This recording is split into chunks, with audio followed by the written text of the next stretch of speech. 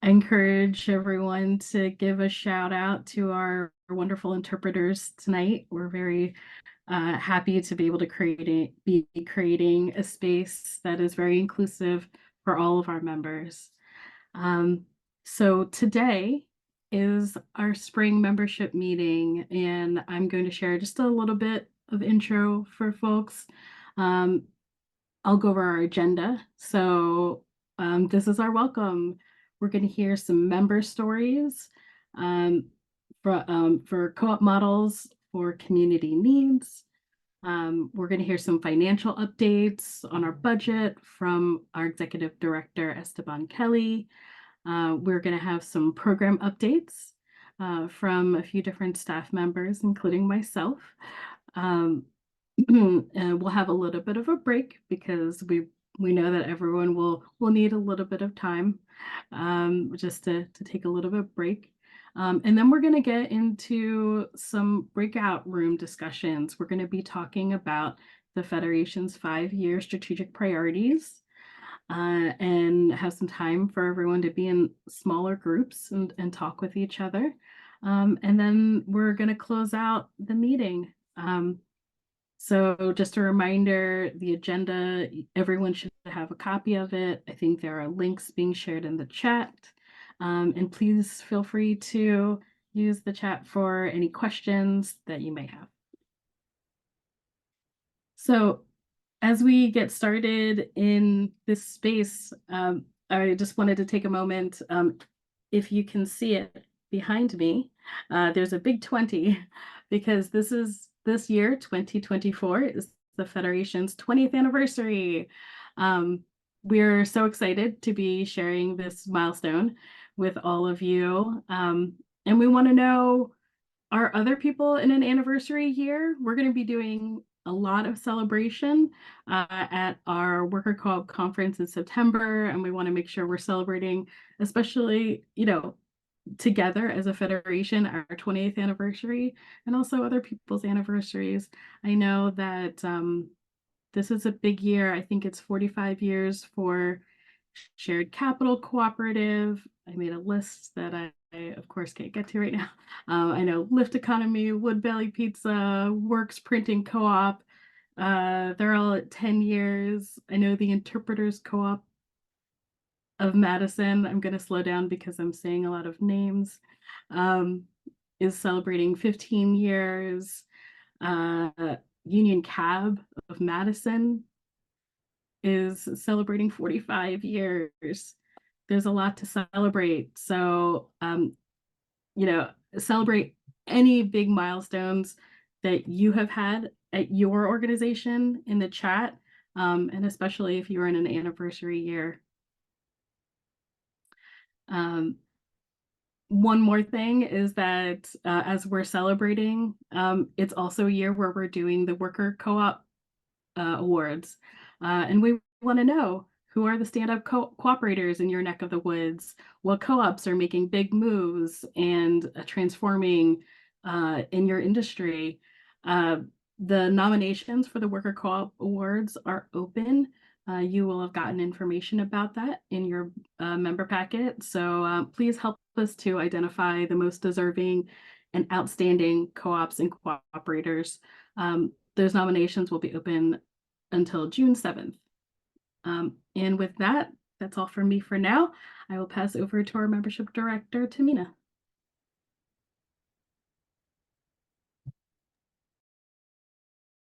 Thank you, Mo. Hi, everyone. Good evening. My name is Tamina Brohi, pronouns she, her, and I'm the membership director at the Federation.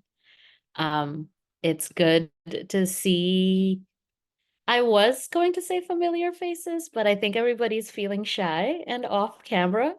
So feel free to join the virtual party and come off camera. But it's good to see new and familiar names here tonight. I will be speaking in English. So I'm very excited about this next section of our meeting. As the national membership organization of worker co-ops, one of the key roles that we get to play is in amplifying and uplifting stories of the inspiring and innovative work that groups are doing on the ground. Stories are an opportunity to celebrate together, connect with each other, and learn from the work that we're doing in our communities, especially in these times when we feel like we are being faced with multiple crises or threats to our communities. These stories really help to inspire and ground us in the vision for economic and racial justice that we are working towards together. So tonight we have invited two groups to share their story with us about the different cooperative models that they are using to serve their community's needs. We will first hear from a couple of folks at Cascadia Deaf Nation in Washington State, to be followed by Repaired Nations in California.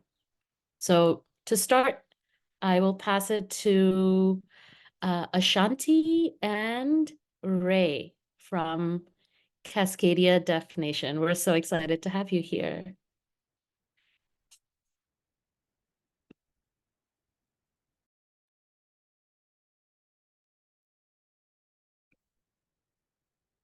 Okay, we'll give folks a moment to spotlight me and Ray as well. This is Ashanti. Beautiful. All right, may I take the virtual stage? Hello, everyone. Thank you for having us. My name is Ashanti. And for those of you who use sign language, I grew up in a very curious body. I was always the one asking questions. And my deaf classmates gave me a name sign of Ashanti, which resembled curiosity. And Ray, I'll now give you the virtual floor. Hello, my name is Ray, and this is my sign name, top of my head, because always looking forward, looking at animals, like the penguin, one of my favorites. It's really cool, called the pinyu. So I've always kind of been really fascinated with that and been really liking its very loud and ambitious energy. And so that's where that sign name came from.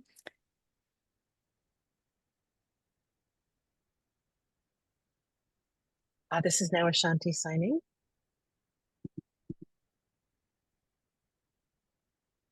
My pronouns are they and she. And I am part of the Cascadia Deaf Nation, also known as CDN. And I'd like to share a little bit with you about CDN, which is run by Black, Indigenous people of color who are deaf members, Black, Brown, Indigenous, Asian, AAPI, Latinx, and we run this nation as a cooperation of deaf individuals. We were established in 2016 in response to three integral issues that prevented us as deaf individuals from thriving. The first is employment discrimination. The second is racism. And the third is communication inequities and access or lack thereof to vital information.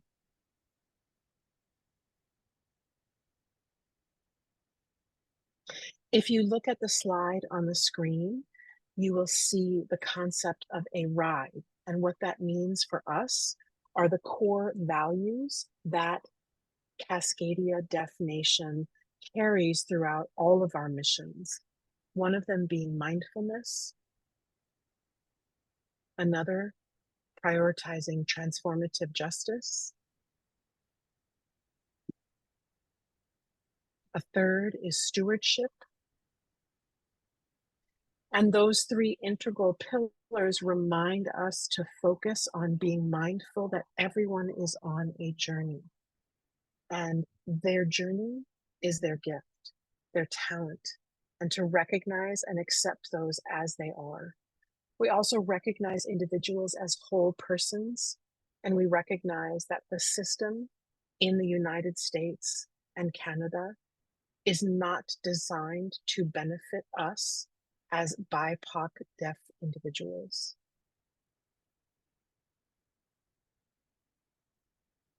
Collectiveness is the second pillar that I mentioned in transformation and justice, and we continue to ride on that as a reminder of why we do this type of work.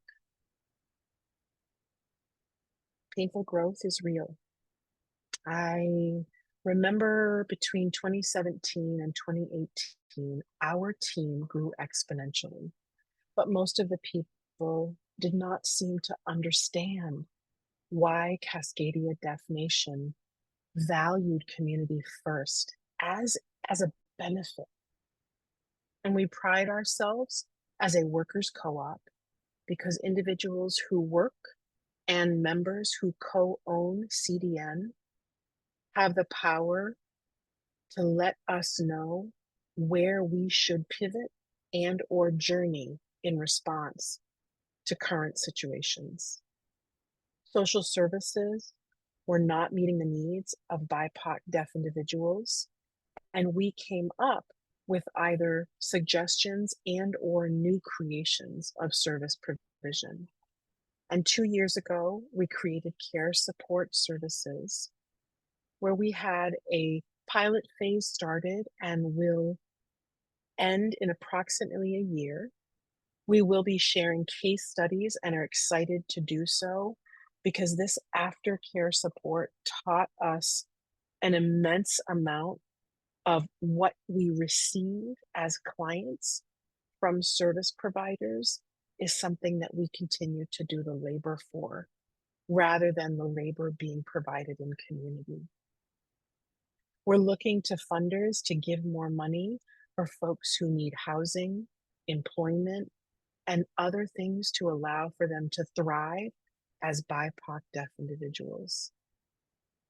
The exploration portion of our navigation is that we are constantly searching for ways to design an ecosystem of our own that recognizes us as BIPOC deaf individuals as whole people, creating solutions and being the model for change for the mainstream world, also known as hearing people, to see us as whole individuals and to not assume that they know what is best for us, because nothing is about us without us. We have lived experiences as deaf individuals, and we have lived with hearing peoples who have decided for us through the medical industrial complex, through means of trying to fix us and make us more like them.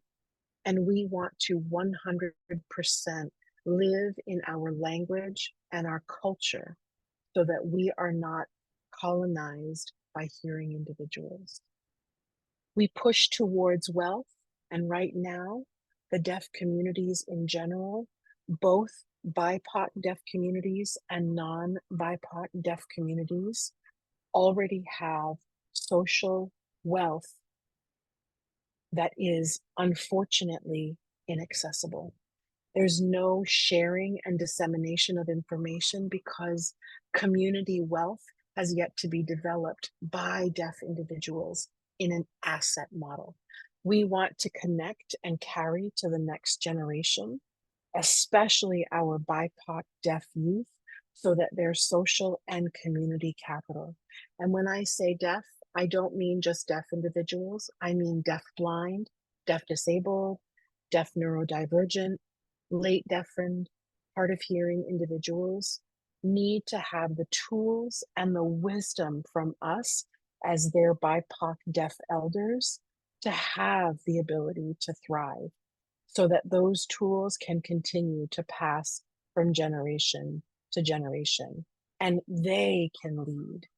And social and community wealth means for us that we continue to find ways where the community feels safe, where the community feels as though they are lifting and thriving together without compromise, without a dependency on the harm of the system. Our perspective of community wealth means that we build strength in interdependence. While we do honor independence, we love that interdependence allows for us to share our gifts and to recognize each other's journeys and to recognize each of our lived experiences so that our stories build upon the next. And in doing so, we continue to stand on the shoulders before us and we don't push them down. We continue to navigate as a social co-op and a worker co-op at CDN. And I'll check in with my colleague, Ray, to see if they would like to add anything else. I would just love to add a little bit of the experience of carrying it through generations, through stories and narratives, where we're able to see each other as humans and having human rights and the struggle to build that foundation that we are seeing now. And we're hoping that people will be able to look at us as a model to be able to share resources with those that come after us. And I think that's all I have to add. And this is Ashanti. In closing for our time with you, I want to share a grateful thanks for listening to our hearts. And hopefully in the next few years, the world at large will recognize the gems that we have as BIPOC deaf individuals, and that we continue to shine and share space with you all here in community. So thank you so much for sharing space with us today.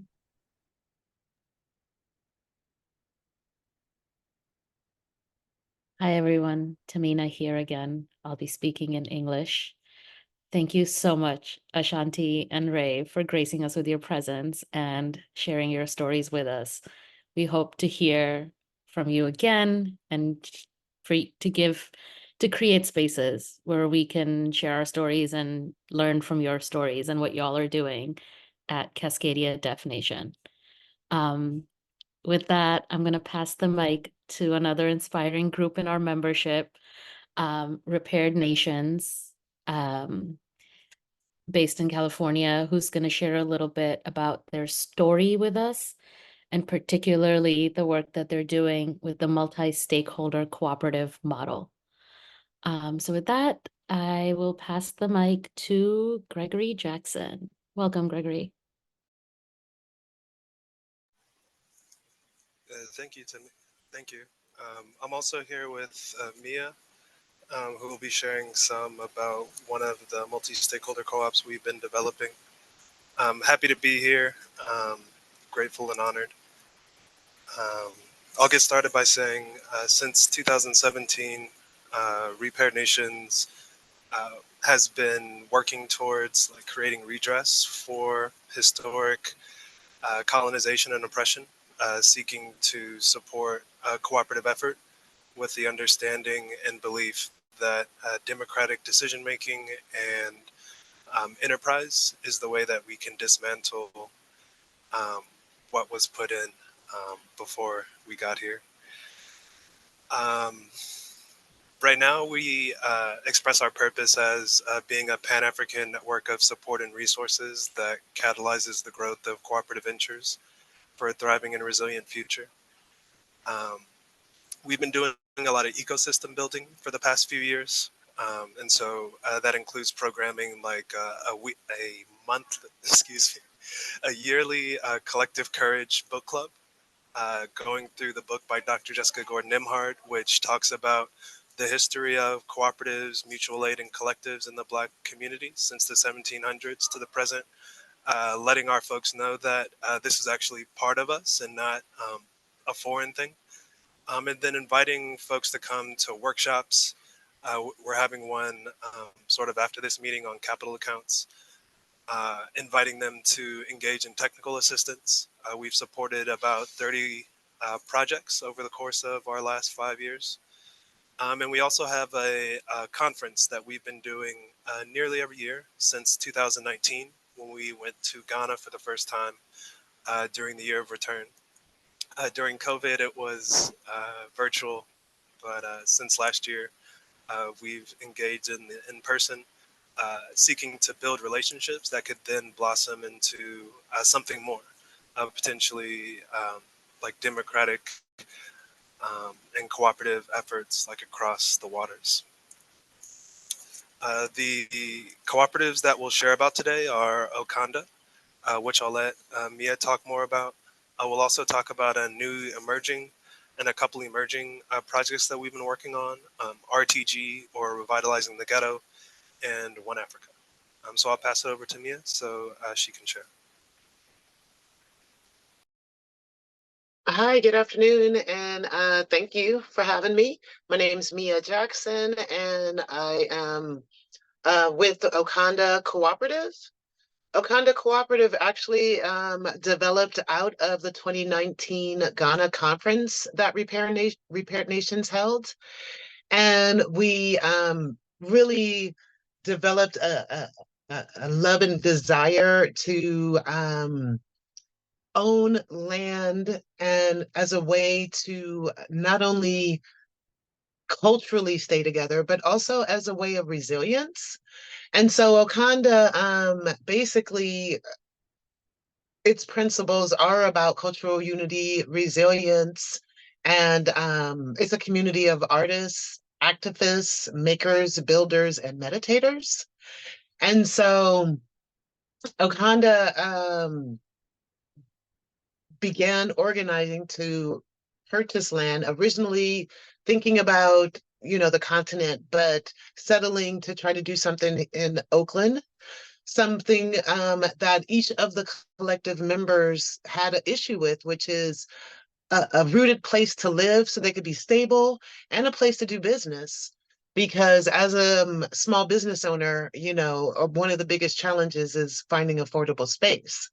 So we began looking and trying to purchase in Oakland. We got help from Community Vision, EB Prec, and other real estate organizing organizations for technical assistance. And Gregory Jackson helped us out with putting together, a business model, which was multi-stakeholder in that it included investors, worker owners, and spacekeeping members. And so we weren't able to find favorable financing, but we did get a long way in learning about how to put together a project such as this, about purchasing land. And so we ended up pivoting. And last year, in 2023, we were able to purchase 10 acres of land up near the in Oroville. It's called Berry Creek. And so the pivot still has the same basis, though, rooting people so that they can be sustainable, have a forever home, being able to grow food, live off grid, basically be a resilience hub. People can work there, and we can continue to bring the community in to realize how wonderful, open land is, being in the country, using it for spiritual healing, hiking, and other outdoor enthusiasts, as well as teaching about forest development, survival skills, farming skills. So yeah, right now we're in the process of, we already have our 3 member classes: investor, worker member, and spacekeeping. And so those classes actually still work for the new model out on the 10 acres. We also want to bring in the community, in that we're partnering with community groups such as Hood to the Woods, Village Connect, and Holistic Underground, who center on healing, spiritual renewal, and yeah, that's what Okanda's doing right now. I hope please visit our website, which is spelled OAXXANDA pronounced Wakanda. And yeah, looking forward to opening up and inviting visitors the early June of 2024. So excited. I'll pass it back Appreciate to that. you, Greg. Yeah, so what initially like got Repair Nations interested in multi-stakeholder cooperatives was thinking that um, the single class cooperatives are awesome and do amazing work either for the workers, the producers, or the consumers. But we had an idea or a feeling that it takes like a village, a community to lift up a cooperative and keep it going. And we wanted to figure out how to like name that, and institute it within the way the cooperative is controlled, the way decisions are made, the way value is distributed amongst those that are involved. So while I was interning at Sustainable Economies Law Center, I was able to learn about some of the multi-stakeholder social economy cooperatives that are happening in Canada. And that learning inspired, what we've been seeking to develop moving forward. Briefly, just so we don't take too much time, I'll say that RTG, or Revitalizing the Ghetto, started off as a project in Brookfield, East Oakland, where a group of people from the neighborhood wanted to begin um, taking over slash activating an empty piece of land that had been empty for decades, really, and began to use it as a healing space where they could grow food and build community, as opposed to letting the more negative parts of that part of the city use it for those kinds of means. And so they've been able to build a lot of momentum, have begun offering membership and having lots of events. They just had one on Cinco de Mayo, inviting people to come learn what they're doing.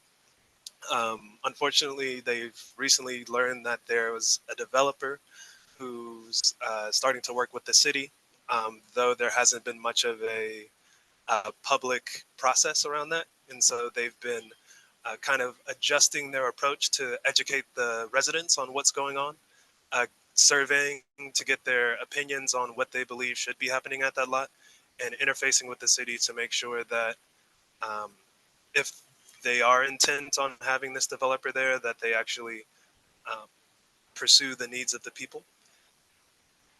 Um, so yeah, Kingdom, who is also working with Repair Nations, has been helping to lead that effort. The other effort that we'll mention is a project that we're seeking to get off the ground, excuse me, outside of California, but in Ghana. And we're seeking to convert a restaurant and resort in Elmina, where a lot of diasporans go to visit the slave dungeons and close ancestral loops and wounds, and convert that into a multi-stakeholder cooperative.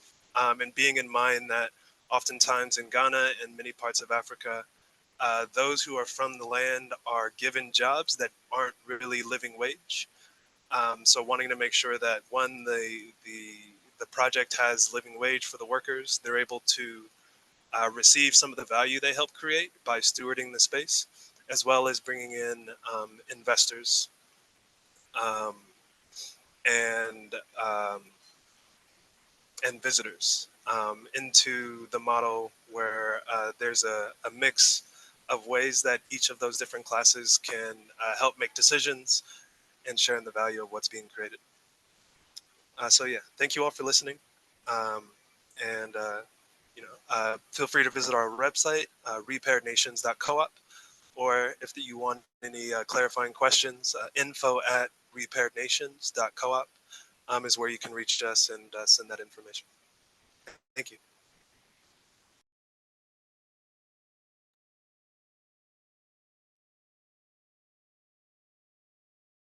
Okay. Thank you, Gregory and Mia. who I believe may have left. I had some nerves being on screen and speaking in front of a big group of people tonight. And just hearing these two stories from our members I'm now in a whole different place and feeling very inspired and excited about the work that we're doing together.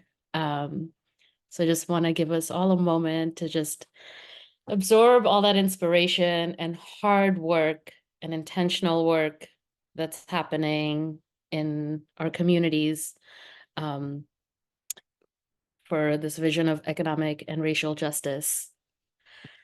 And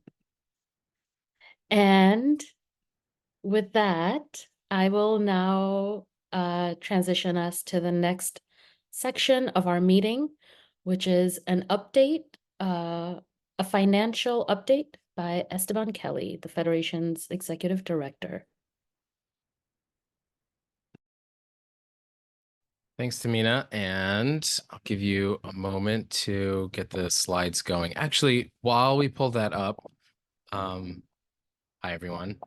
It's good to see you again. While we pull that up, I wanted to share just a quick reminder about why we go over our finances. You probably do this in your own organizations. You definitely do this in your own cooperatives, those of you who are running businesses. As a critical part of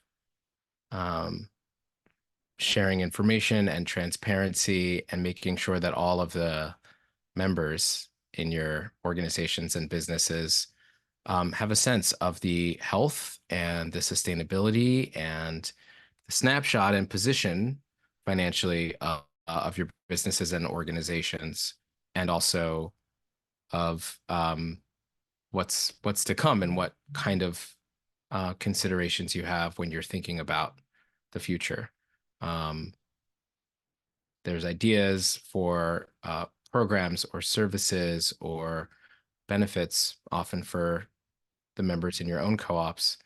And in order to make an informed decision about a lot of that stuff, so important to have a sense of what your financial position is. So this is a ritual for all cooperatives and cooperative associations, and something that we used to do in our annual meeting in the fall. And we realized that once we added the spring membership meeting, it was so much more relevant to share the information in the spring, because we've just closed the books on last year. So most of what's in the first part of the packet are the 2023 financials. These were approved by the board most recently, board of the Federation. So they're done and official, and the board also improved our budget for the year we're in now for 2024. So I can answer questions about that, but I think for the visuals, we're going to focus on the first are last year's income and expenses. And then in a moment, we have time for questions about that and elements of the financial reports that are linked in the member packet. And then after that, we'll take a closer look at the membership dues portion of our budget of our finances from last year. So looking back at the financial aspect of the membership income, and we can answer some questions related to that as well, and any other question. I think there's enough time for any other questions. True. Okay, so for 2023, if you look on the left, I'll start with the income, and I'm actually going to read out each of the categories here for purposes of accessibility for everyone, and I'll describe it as well. On the left, there's a pie chart where there are 5 categories that are color coded. And the largest one is foundation grants, which is in green. The next wedge, which might be roughly 20% of the pie, is a yellow slice that is all of the consulting and contract services income that the Federation receives or earns. Then there's an orange sliver. Maybe it's 15% of the total. I'm getting some feedback. Okay. It's corrected. That's the membership dues in orange.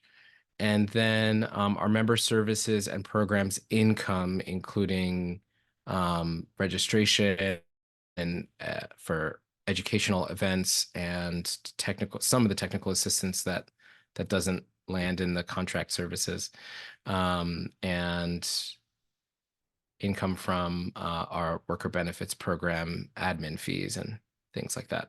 So that's that purple slice. And then the last one is direct public support, which includes donations from mostly small donors, and some individuals who might maybe send a donation for a larger amount, depending on their personal finances. So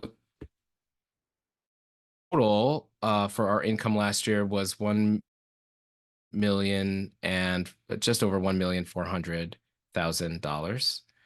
And you'll notice that our expenses were a little bit higher than that at $1,500,000. Most of the expenses, I think it's about 3/4, are from payroll and staffing expenses. So that is not including the staff benefits that the team last year, I think we hit 20 people on staff by the end of the year. Now there's 21 because we just hired our 21st person, our first development director. So it doesn't include any benefits related to health insurance, our own staff who are enrolled in our vision and dental insurance, which many of you are enrolled in as well. That's the yellow slice, which I'll get to in a moment. So staffing expenses, it's not only the salaries, but also payroll taxes and all of those expenses that are associated with running payroll. So that's most of our costs. There are other people who are not on staff who that's the next biggest slice of budget. And so that's that green wedge. And it's labeled contract services.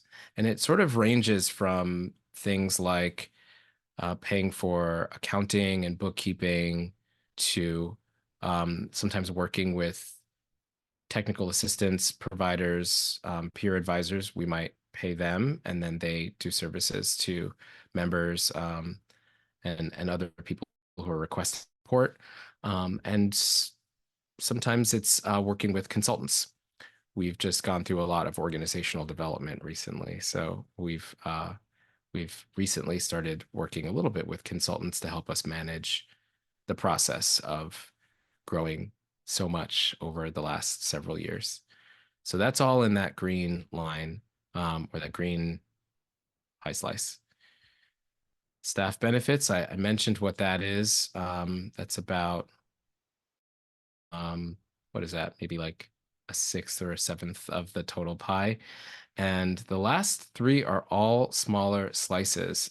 These are our direct operations costs in, what is that, like a fuchsia purple?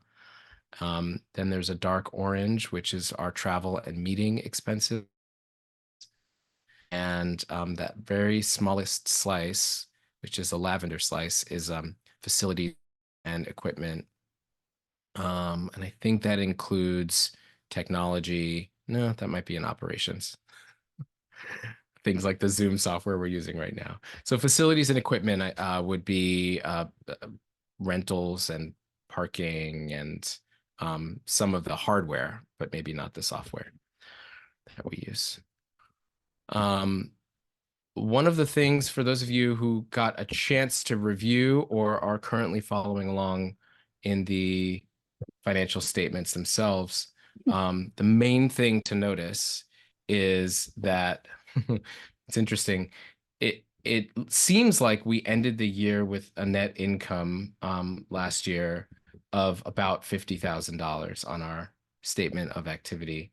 And that's just the first column looking at the Federation's own finances. What happened last year is that we had budgeted for a slight loss, maybe $10,000 or $12,000. And we had also budgeted to receive a significant amount of income from contracts and consulting work, and also from new grant awards. We fell short on both of those. And then we also had extra costs from mostly related to staffing. So in reality, we had a loss of about $250,000. And just before the end of the year, we got lucky in the last month of the year, and we received 2 different grants that totaled about $300,000. So the combination of that, the 250 shortfall, the $300,000 grant that came in at the end of the year, mostly earmarked for 2024. That's why you see this mysterious $50,000. So what we did, the money didn't actually come in 2023. We invoiced it. It was owed to us. We had a contract for these grant awards. But we did manage to build up, through great work from our board and our operations team and leadership team, we built up a reserve fund of a significant amount of money, most of which we emptied last year. So we were able to fall on that cushion and break the piggy bank to make sure we could cover payroll and staffing expenses. We also had a line of credit with shared capital that helped for some of those moments where our finances were a little tighter. So when we started 2024, we received those, and our hope this year is to end 2024 with a significant surplus so that we can begin replenishing the money that we took out of our reserves. From what I've heard from many of you, 2023 was a difficult financial year for almost everyone. I've heard this from nonprofits. I've heard this from other cooperative associations and credit unions.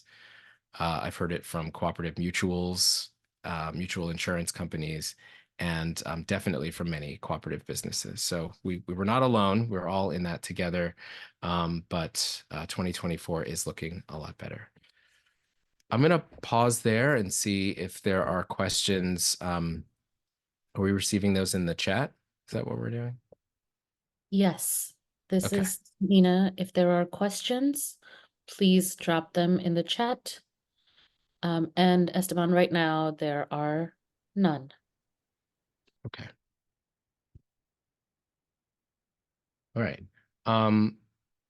In the member packet, our statement of activity shows at the close of 2023, roughly $800,000 in our assets and liabilities. There's a full breakdown of how those are balanced out. A lot of it as Sorry to cash interrupt. in different places. Yeah. I think someone raised their hand just as I said there are no questions in the chat. So maybe we can unmute Evelyn to ask their question. Hello. Sure. Yes, thank Hi. you. So my question is, do you know the program percentage of expense breakdown?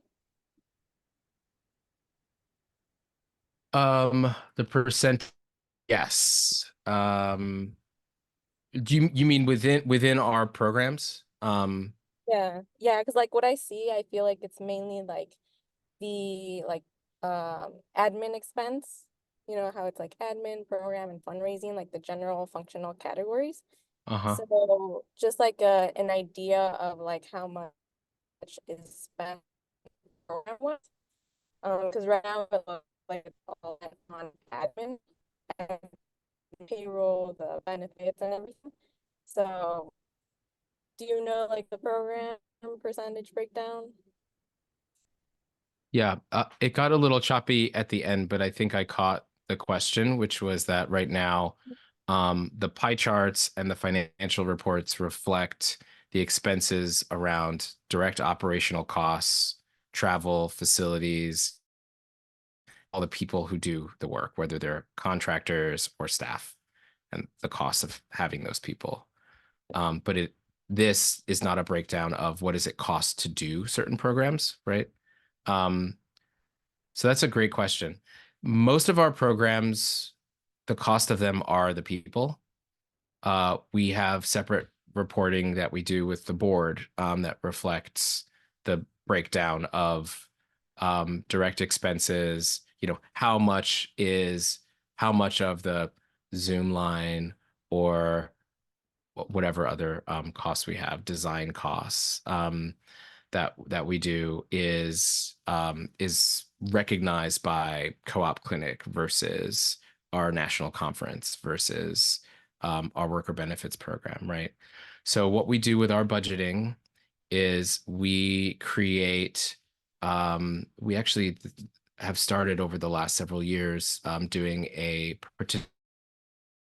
budgeting process where all of the program and operations teams look at the previous year's finances, the upcoming year's goals, and start to draft what they think we need. Usually on the expense side, although for some teams they're looking at the income side as well. So we do have a breakdown of that. In our spreadsheets, we have tabs for every program. Some programs are cross-cutting, so it could get a little bit confusing, if we're doing technology or communication support, that's for everything, ranging from running our own governance and internal board meetings and member council meetings to more public-facing webinars. But we still do. We break it down, including the major expense of the people in those programs and how we're allocating time, and also the direct costs of some of those programs.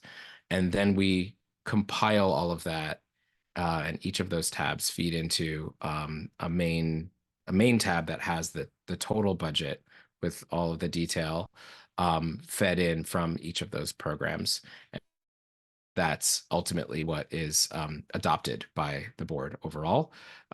And then when might be a better question for our bookkeeping and accounting team, but we do go through and reconcile on a monthly basis, and that our financial reports, and then the board approves quarterly financials for the previous quarter, culminating in a version of this, which is the year-end report that we do. So we have that information. I don't think we prepared visuals to share specific breakdowns, but if you have a question about a program, I'm sure someone on our team could share.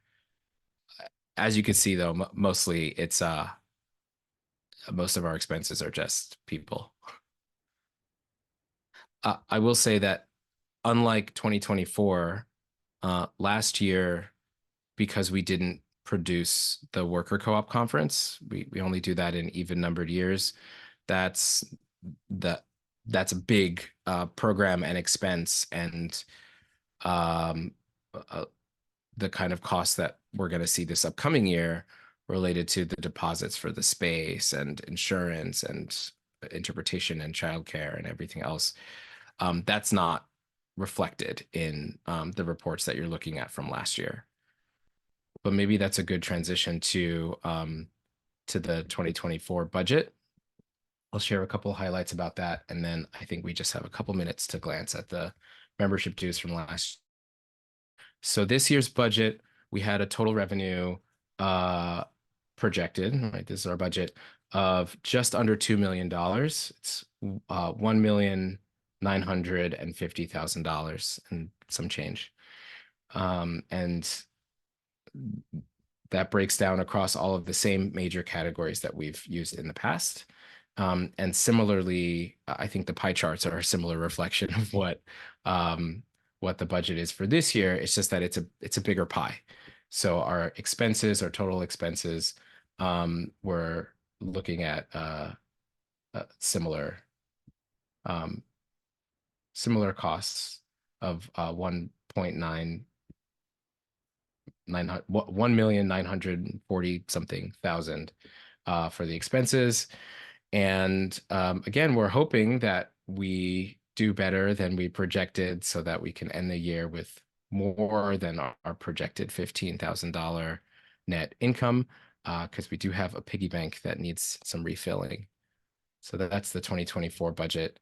And yeah, I just want to appreciate everyone on the board and staff and all of the sponsors and people who have participated in our revenue generating program, like clients in our co-op clinic and our consulting program, and everyone who's registered for webinars for contributing to this. It's kind of a huge milestone to hit 20 years and hit almost a $2 million budget, which in reality, we might actually hit that and surpass what we budgeted. So that's exciting. Okay, I'll pause for questions, and then we can look at the membership dues up close from last year.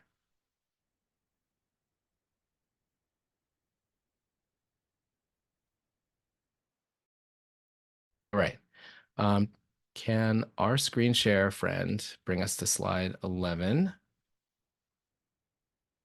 So this is a breakdown of the member dues by class. And what this means is it's not about the number of cooperatives or number of members who've contributed. It's about the total amount of funds that have been contributed for each category. So as you can see, the two categories for established businesses, which are worker cooperatives and democratic workplaces, they're kind of shades of blue. The larger one of them is the dark blue, and it's a majority of our dues. This has always been true for our history, that a majority of our dues have been contributed by businesses, by cooperative businesses. So that's great. And this year, though, our second largest, maybe they're sort of roughly tied, the developers, associates, and startup members have contributed roughly equal, with maybe developers and associates, well, in that order, developers, then associates, then startups. Then our fifth largest category is democratic workplaces. We continue to grow across every membership category, with maybe one small exception on the margins. And that's in terms of net growth. So some cooperatives close, or some members, developers, they might shift their programs. They might renew if they are no longer doing a cooperative academy or incubation program. But on net, there's been always more organizations joining each year than organizations leaving. So that lands us in this place. Important category are both our conversions and our startups. And those are the last two.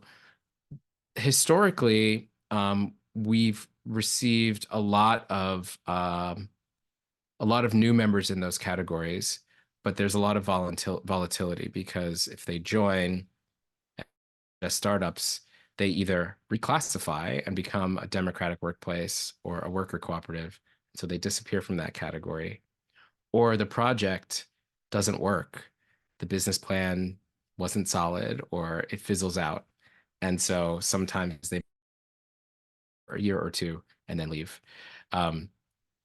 The conversions category is something that we added newly a couple years ago for worker buyouts, recognizing that that's an important strategy for building the field, and that being a workplace that has converted from a traditional structure to a democratic or cooperative one is not the same as being an entirely new startup business or incubated business. So I think it's interesting that that's now a larger dues income category than startups, although the benefits are exactly the same. The dues the dues level is exactly the same, which is a flat rate for both of those categories. Okay. The last slide, and I think we're going to move on after this, is on the accounts. So this is part of the financial solidarity for making sure that membership is always accessible, that it's more important to us to retain members than to extract or squeeze out as much of a contribution as possible. So we would much rather allocate a discount to a cooperative, especially for the businesses, if they weren't able to pay their full amount. I know we struggled. I just shared that we had over 200, almost $250,000 loss last year before tapping into our reserve funds, and so this is what that looked like. We had a total dues of 155,000. And then we didn't collect about a sixth of that in write-offs and discounts and other programs. And then if you look at the on the right, there's another pie chart that shows the proportion of how many members renewed from previous years versus how much of our dues came from organizations that were entirely new. So that smaller green slice, which is maybe a seventh or a sixth of the pie, came from brand new members who joined, or maybe some lapsed members who might have left and come back after a few years. And the large purple, most of it is from members returning. And again, you'll see the total of $155,000 in dues, which I'll say, one last thing, is significant because I just hit my 9-year anniversary last month of being in this role at the Federation, and our entire annual budget was less than $150,000 when I started. So I think that's something to celebrate and to be proud of. Everyone who's been part of growing and resourcing the organization to go from $150,000 budget to a $2 million budget. But it also demonstrates that if we were funded by dues alone, we would be back to having 2 staff people and not probably producing very much other programs or advocacy or communications or other organizing. So thank you. I think that's my time. Yes, thank you, Esteban. That is time on the financial updates. We're actually a little bit behind. I know there are some questions in the chat, so we'll try to get to them in chat responses. But we're going to move along to our program updates, and I will pass it to Mo. Hello, hello, this is Mo Manklang again. I will be speaking in English. If you don't know me, again, I am the policy director at the Federation, and our public policy and advocacy work has really grown over the last few years. I'm currently tracking about 70 different government advocacy campaigns and legislation across the country, led by many of you that involve worker co-ops. And I know that's not even a comprehensive list. We've been very busy, friends. Not all of those initiatives are solely focused on worker co-ops. We're seeing cross-sector, cross-movement campaigns that have led not only to legislative wins, but they've also knit us closer to other social, economic, and racial justice movements. It's clear from our conversations with our board, with our staff, our member councils, and our peer networks that we don't just want to be in our own echo chamber. We want to see worker co-ops threaded through conversations about public banks, community land trusts, climate change, and more. And we want to see those movements use worker co-ops as a tool to achieve their goals. We want to see worker co-ops championed within industries where we see abundance, like home care, childcare, food service, and construction, an abundance of co-ops in those sectors. Of course, we want to see the challenges that our membership faces to be addressed. In short, we want to see our government bodies investing in worker ownership through as many challenges as possible. Worker owners and folks throughout our ecosystem have been doing an amazing job in Massachusetts, in California, Colorado, Wisconsin, really all over the United States. And we've had so many successes. If you all don't know, Co-op Cincy was recently awarded $500,000 to improve equity and strengthen clean energy and sustainable construction jobs in the greater Cincinnati area.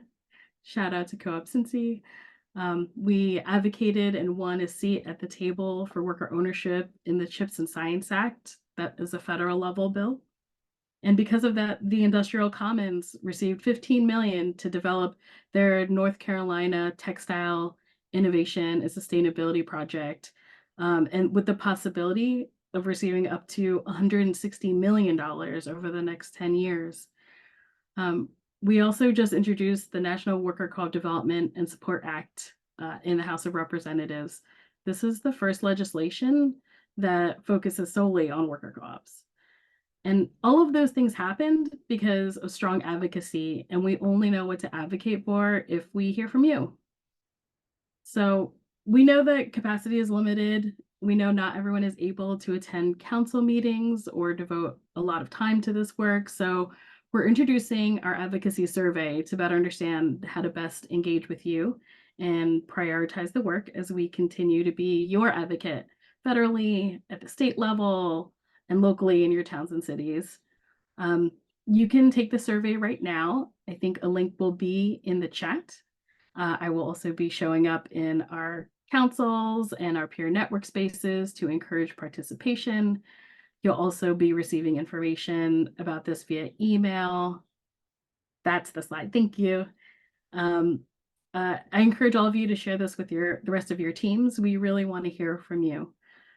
So the survey will be open now through July 15th, and then we'll have some share outs at the Worker Co-op Conference in September.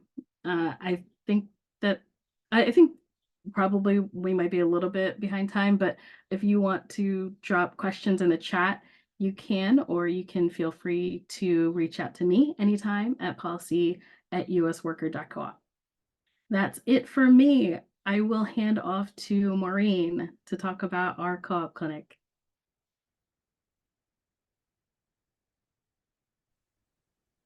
Hola, mi nombre es Maureen Douglas. Soy una de las gerentes de la clínica cooperativa. Hi, my name is Maureen Douglas. I am one of the people who are a part of this co-ops, and we want to introduce the fellowship for peer advisors.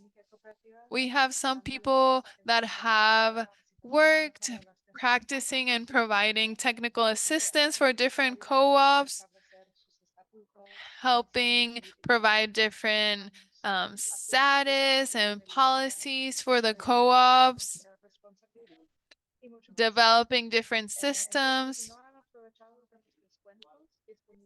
So if you haven't been able to use this, and if you're a part of the membership, you can definitely do it. I'm going to add in the chat more information about our services and technical assistance and capacity building. Our philosophy, as you know, is that we want to be able to provide the best service possible to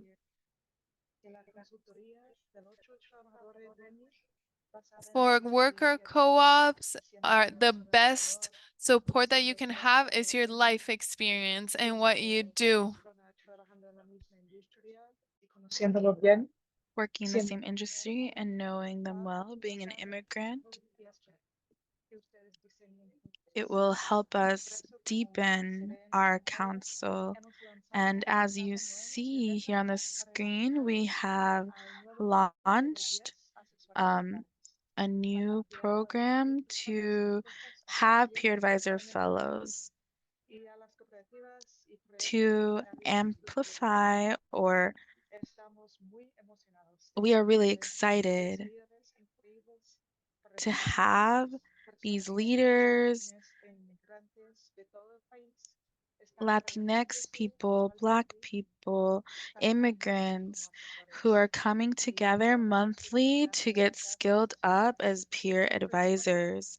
And we've created these peer advisor program as a response to the growing need and the specialized support. We want to build our new economy based on the knowledge of our ancestor cultures. Thank you so much for your time here in the clinic, and you'll hear more about this peer advisor group when we finish the call.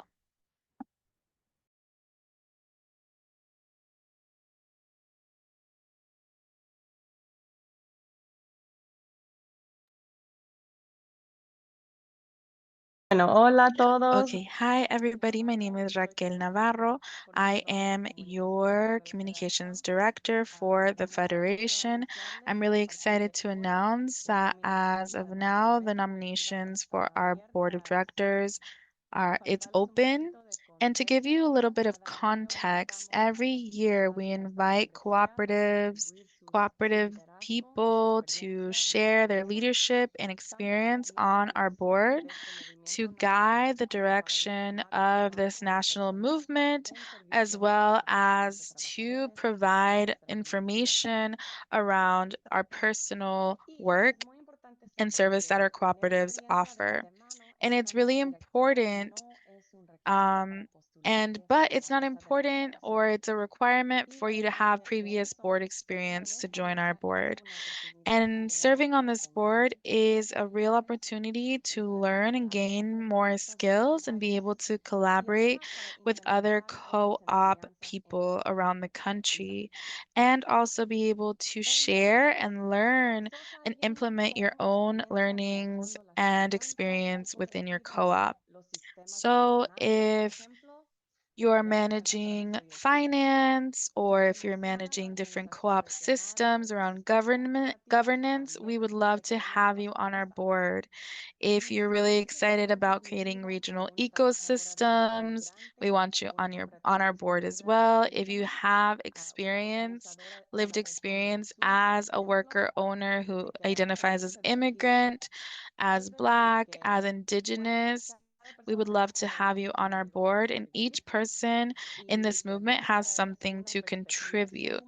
And you bring such a valuable and important perspective to our federation and to our group. And I have loved to work with our board, and I hope that more members join to learn and to share, and also to continue having diverse voices and perspectives in our organization. Like I shared, we all have something to contribute. And with that, I invite you to go to the link in the chat, and it is worker.coop/elections.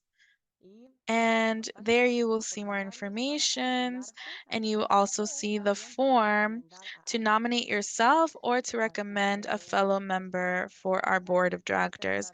And that is all. Thank you. Happy election time, and yes to democracy. Hello, thank you, Raquel.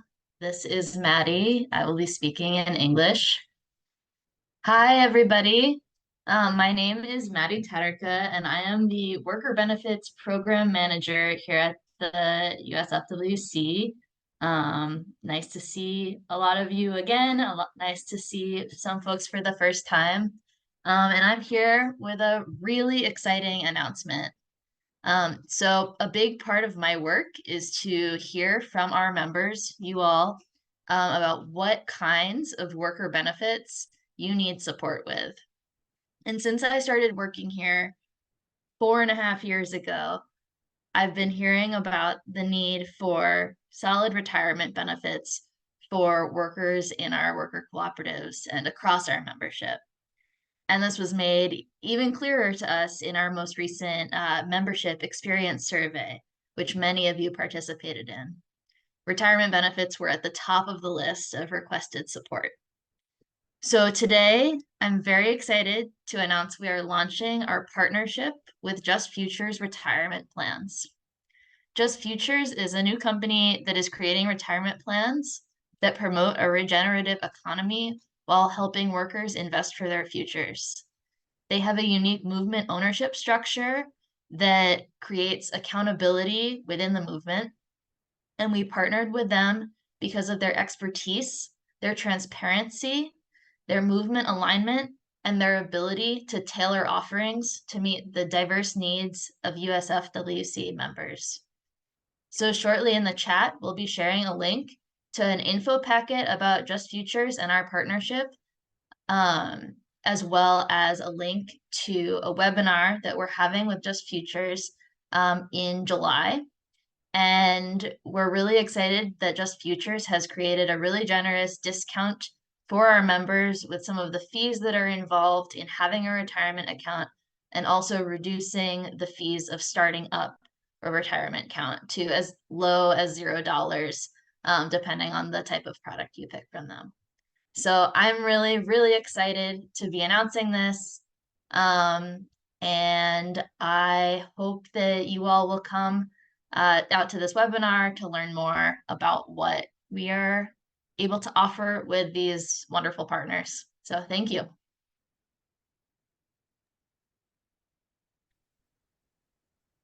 Thank you, everyone who's shared these updates tonight.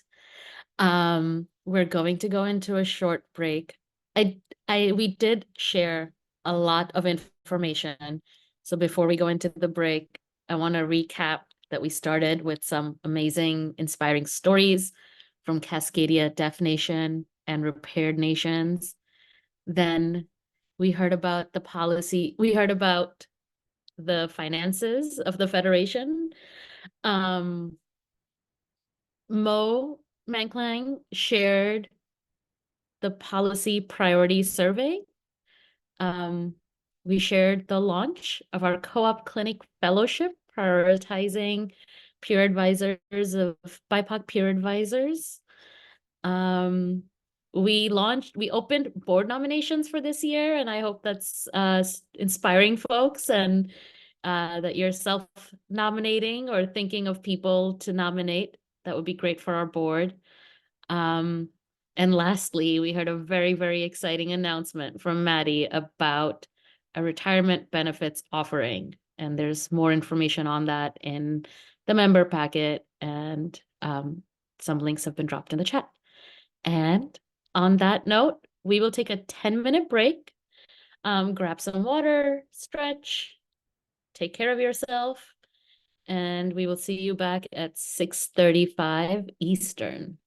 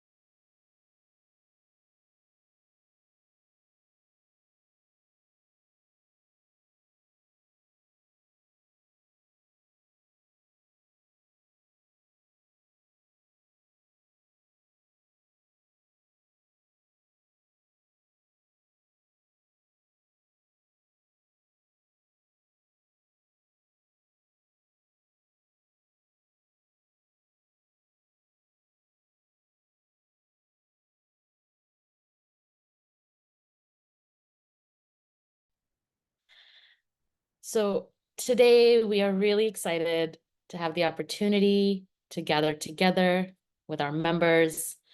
And we are going to, in a moment, go into breakout groups to get your reflections on our strategic plan. We started this process with you all at the fall member meeting.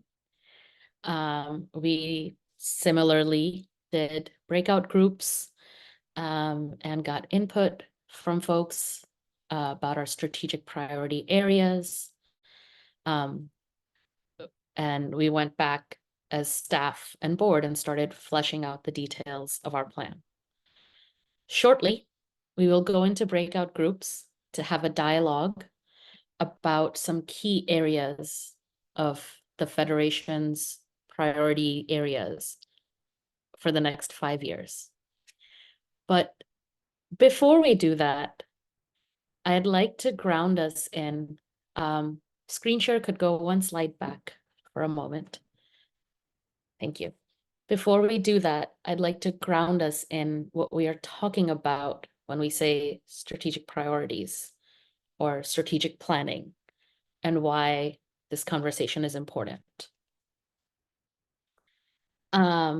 So take a little journey with me. Imagine with your eyes open or closed as you feel comfortable. Imagine that you're walking in a lush forest. You approach a big, strong tree, and you see that it has a big, strong trunk, and it's inviting you, and you decide that you want to climb this tree. You're going up the tree. You see that the tree is dividing itself into 5 big, strong branches. You climb up to the branches to sit on them to see what's up there. Now you're on top of this tree, big, strong tree. The wind is blowing in your face, and this air smells sweet up there. And you see that each branch is holding up many smaller twigs, and the twigs are covered in glossy green leaves. And there's fruit growing on the tree. Now, when you're up on this vantage point, you can see that this forest that you're in is the forest of racial and economic justice. And this tree that you're sitting on is the USFWC tree. And like the USFWC, this tree has a strategic plan. Bear with me, okay? Going to the next slide, you can open your eyes now. So this trunk, you're on this tree, this trunk is our mission, right? There's roots, the roots are rooted in racial and economic justice forest, and the trunk is our mission. It holds us up. It makes us who we are. The 5 branches are our priorities. These are the 5 strategic priority areas we've identified for the next 5 years of the Federation's work. These are the main areas where we're going to put our energy. We're going to talk about most of these areas today. So each of these big priority areas shape our goals, which guides us what we do from year to year, month to month, week to week, day to day. So these twigs that you saw on the branches, those are the goals. The fruit is the outcome, the things that we actually do, the programs, the trainings, right? So the fruit, for example, is the Just Futures partnership that we announced earlier. It's the Co-op Clinic Fellowship program that we announced earlier. So this is what's going to be guiding our work for the next 5 years, right? You can't have the fruit, the program, without the branches, which is the strategic priorities. The branches show the fruit where to grow. In that same way, our strategy gives us direction for what we do for the next 5 years. So I want to briefly review these 5 strategic priority areas that we have and talk a little bit about the breakout groups that we will be going into.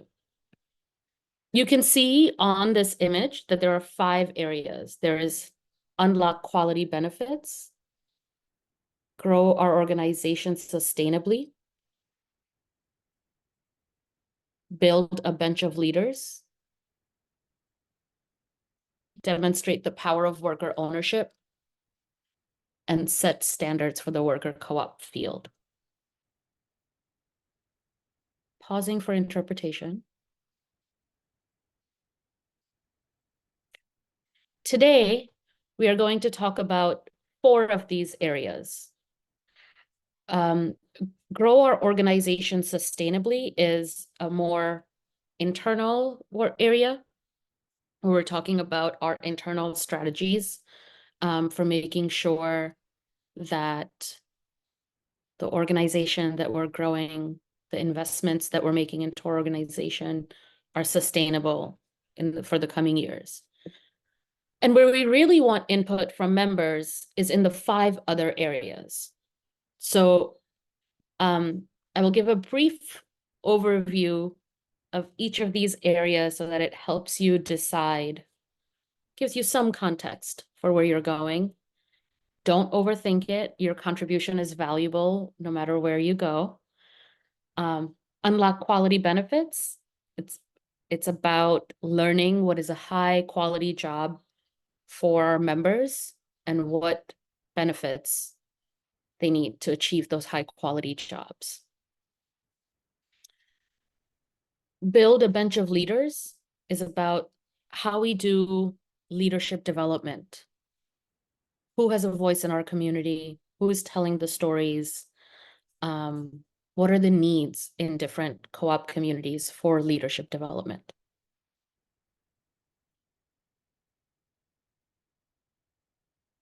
Demonstrate the power of worker ownership is about storytelling and telling our story and telling the power of worker ownership and the impact that worker ownership has out in the world. There's a lot of traction around the worker co-op field in the media for the last few years. So how do we want to be telling that story and telling about the power of worker ownership? The 4th group is going to be set standards for the worker co-op field. There's a lot of practices, definitions around in the worker co-op field. So what are the kind of standards that we want to set for co-op development, for TA, etc.? So that's the intro. It's time now to go into breakout groups. I do want to see fall from these trees. I'd love to have folks that are still around with us. I see we've dropped in numbers. I get it. It's a long meeting. Thank you to everyone who is still here. Some ideas that resonated with you, some things that you're walking away with, something that you're excited about or have questions about. We'd love to see some of that energy and some of those ideas in the chat.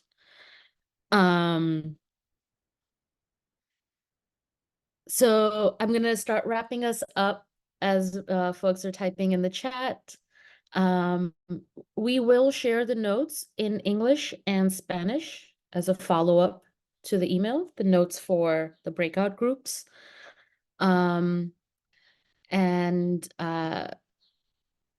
If you have any questions, feel free to reach out to us via email at membership@usworker.coop. You can also join our Slack, member Slack, to chat with folks, chat with other cooperators in the field. And we also have a WhatsApp group for Spanish-speaking cooperators. So those links should be dropping in the chat if they aren't already.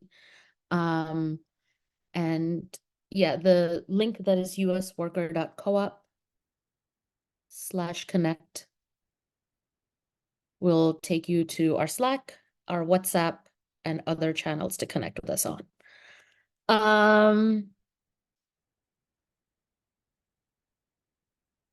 And with that, we'll wrap it up. Thank you so much again, everyone, for being here tonight, for your participation, for your engagement, for your ideas. There's a couple of exciting things that are coming up. I'll drop a few, I don't know, here are a couple of things that are coming up that you might be excited about joining. Our Union Co-ops Council is holding office hours for folks who just have questions about union co-ops. It's a really great group, super chill, good to come with questions. Our REJC, the Racial and Economic Justice Council, is active and running. They meet every other month. You can find that information on our calendar as well. We have a few startup co-op startup webinars coming up for folks who have questions about how to start a co-op. And also our Co-op Academies Peer Network meeting happening early June for folks who are running academies for developing co-ops. And yeah, thanks again. With that, we'll wrap it up for tonight. Thank you to our speakers. Tamina, could you just say, I'm sorry to interrupt. I'm not able to translate it in the chat, but could you say which of those spaces you just mentioned are bilingual, English and Spanish? Our REJC, our Racial and Economic Justice Council, is a bilingual English-Spanish space. And we have our worker co-op startup webinars available in Spanish as well. Also, I just wanted to bring Evelyn's question about information about conference, or if there will be another webinar about it. Oh, I think it was sent. Thank you, Matt. Plus for the startup, never mind. That they're just asking about information in the conference about the conference.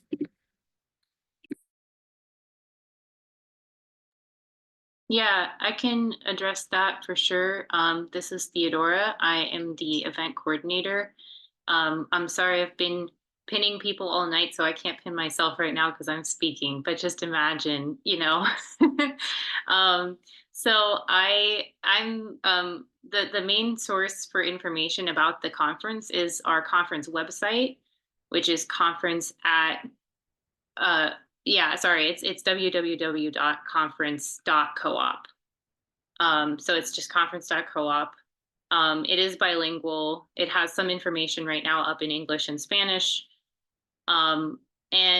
Unfortunately, we're a little behind on putting up information, but we do put it there when it's available. So that's the main source.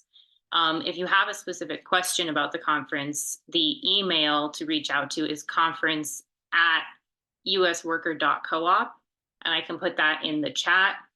If there's anything that isn't on the website that you need to know, please reach out. We will be opening our registration for the conference, hopefully sometime in June. So that will be an email that you get, just like these that you get to come to this meeting. You'll get that email sent out, you know, through the same channels. So that'll be really clear, hopefully, when that's open. And by that time, there will be more information as well on the website about all kinds of things that you may need to know in order to be able to register for the event. Thanks for your interest.